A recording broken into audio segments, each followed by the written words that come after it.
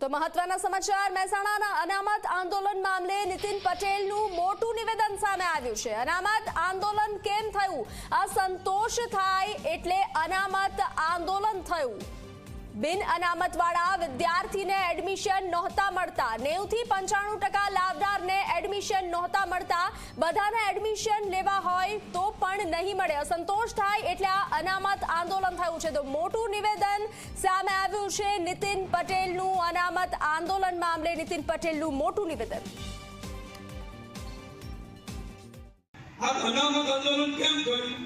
અનામત આંદોલન એટલા માટે થયું કે 90% 95% માર્ક્સ સામાન્ય વર્ગના બિન અનામત વર્ગના છોકરા છોકરીને આવે પણ 95% આવે 92% આવે તો પણ એને કદાચ મેડિકલની સીટો ગુજરાતમાં તો ભારતમાં ઓછી હતી ત્યારે એડમિશન નહોતું મળતું।